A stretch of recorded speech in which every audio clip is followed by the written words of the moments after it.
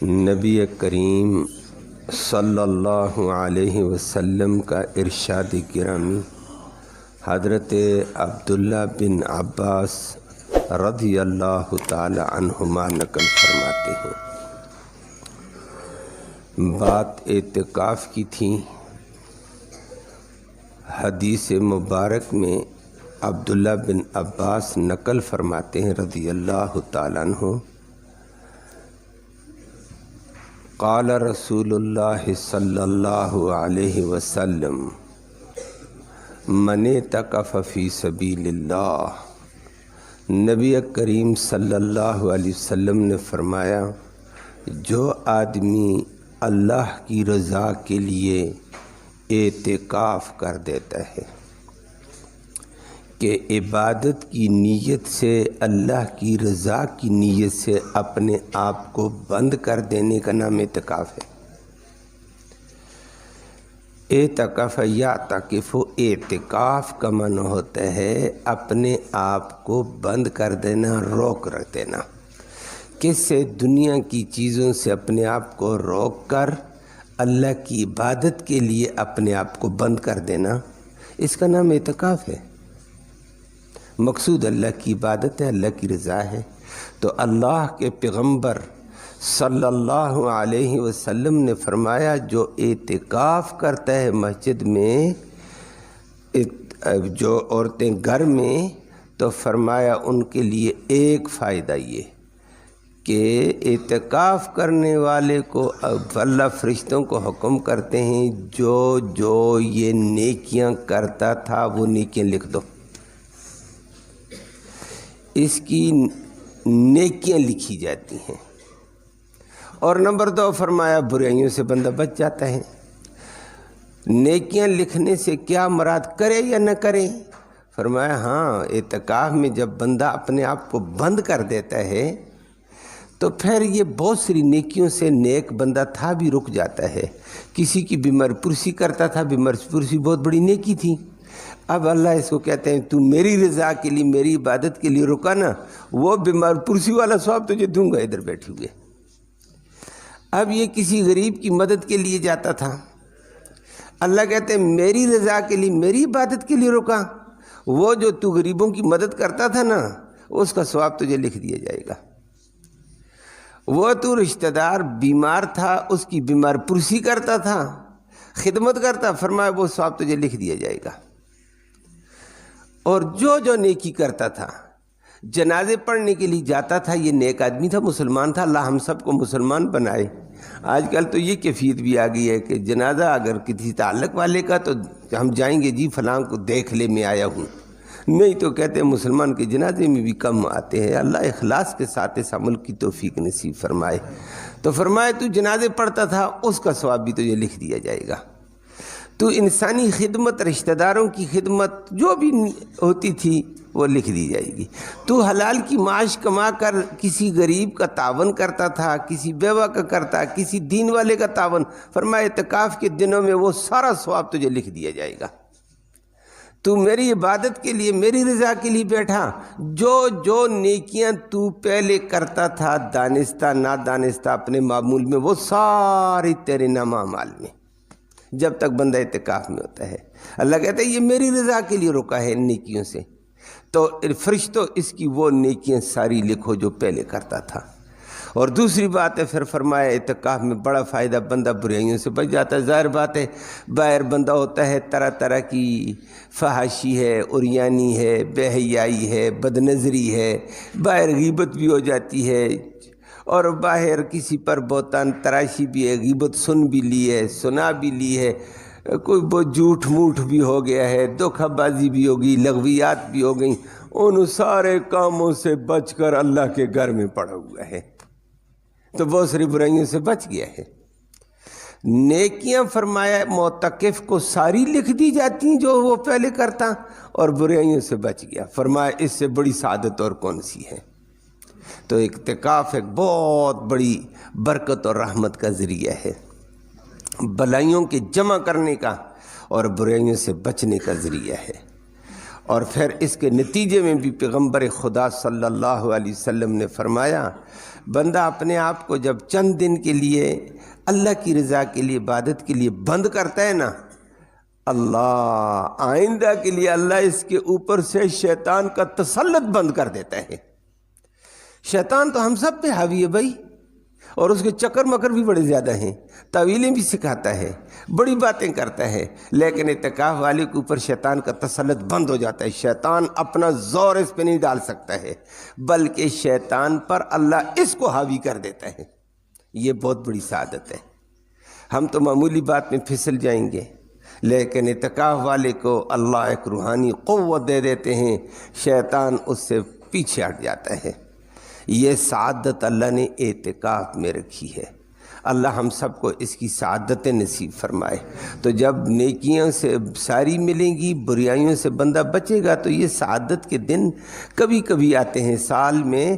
اس سنت اعتکاف کا موقع صرف رمضان میں آتا ہے، جس کو نبی کریم صلی اللہ علیہ وسلم مدینہ میں ہر سال اس اعتکاف کو ادا فرماتے تھے۔ اس کا سلسلہ سال میں ایک دفعہ آئے گا۔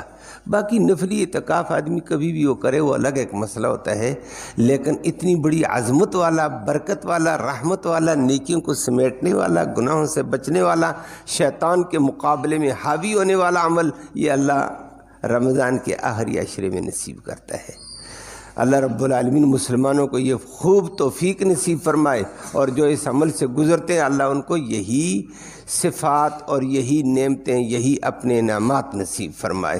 تو مسجد میں جب رک گیا، برائیوں سے روکے گا، تو پھر اس کا خیال کرنا پڑے گا کہ بھائی میں اللہ کے گھر میں بیٹھا ہوں، عبادت کے لیے بیٹھا ہوں، اللہ کی رضا کے لیے بیٹھا ہوں، تو میں نے اللہ کے گھر میں رہ کر پھر اللہ کے گھر کی توہین نہیں کرنی ہے، بے ادبی نہیں کرنی ہے، کوئی ایسا عمل نہیں کرنا جس میں اللہ کے گھر کا تقدس پامال ہو جائے، فضولیات میں نہیں پڑھنے ہیں، غیبت نہیں کرنی ہے۔ جب تو گناہوں سے بچا ہوا تو بچ کر رہے، نہ کسی کی بات سن، نہ کچھ، اپنا ذکر اذکار کر، اپنی تلاوت کر، اپنے نوافل پڑھ۔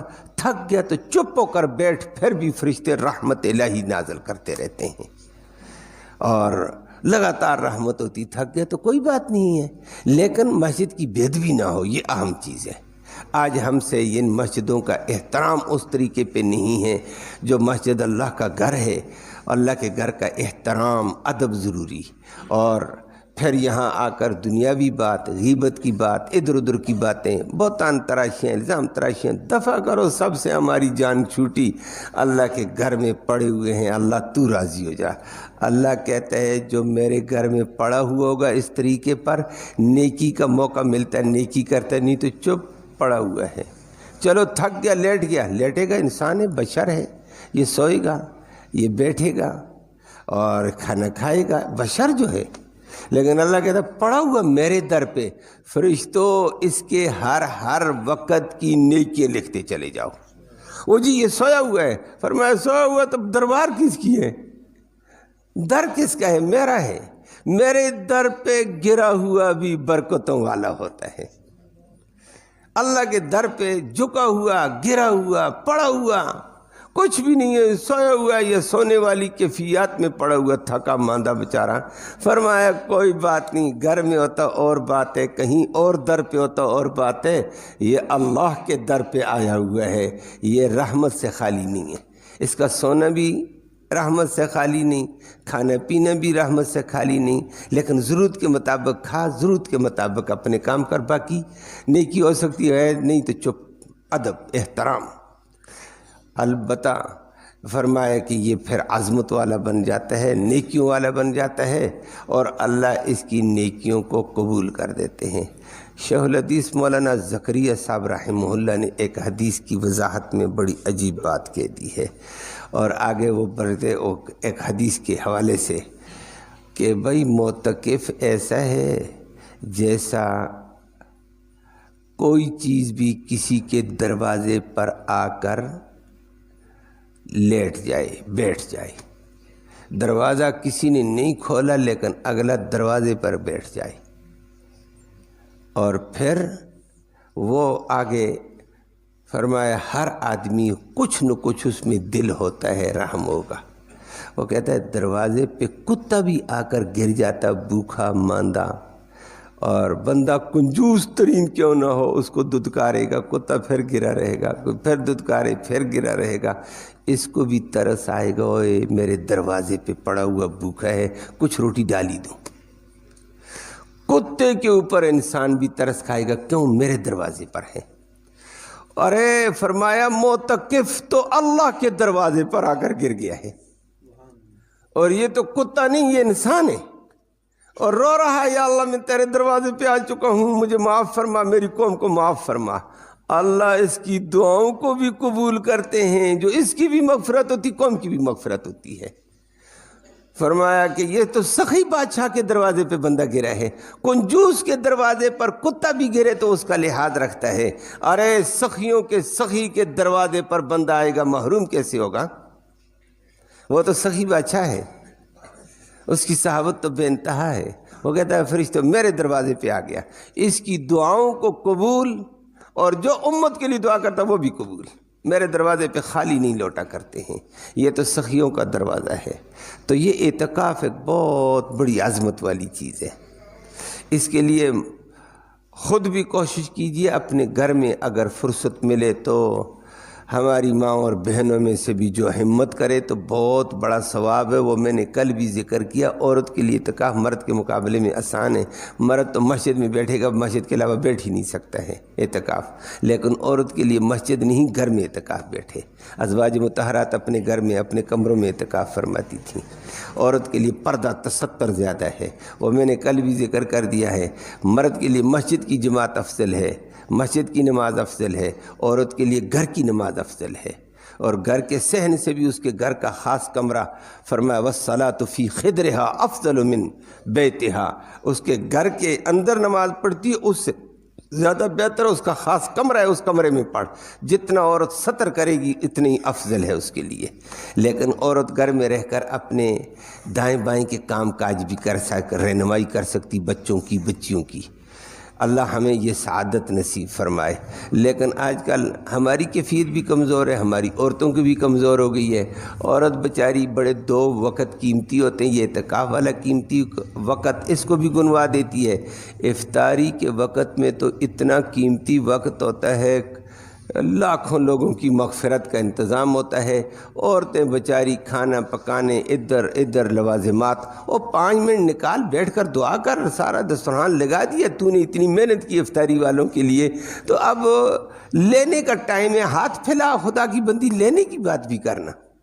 اور بلکہ بعض دفعہ تو ایسے سننے میں آ جاتا ہے، بتانے سے پتہ چل جاتا ہے، جی بس یہ لوازمات پورے کر، یہ لوازمات پر پورے کر، اور وہ افطاری بھی نہیں، اس کو کہتے ہو بس کر، آ کر افطاری میں شامل ہو جا۔ ٹھیک ہے، خدمت اچھی چیز ہے، بہت اچھا، لیکن ساتھ ساتھ خدمت کو سمیٹ کر آخری 2-4 لمحات دعا کے ہوتے ہیں، وہ دعا میں شامل ہو جائیں۔ ہم اس قیمتی وقت کو بھی گنوا دیتے ہیں ادھر ادھر باتوں میں، ادھر ادھر ہونے میں۔ یہ بڑا قیمتی وقت ہوتا ہے افطاری کے وقت، لاکھوں انسانوں کی مغفرت ہوتی ہے۔ اللہ ہمیں فائدہ اٹھانے کی توفیق نصیب فرمائے۔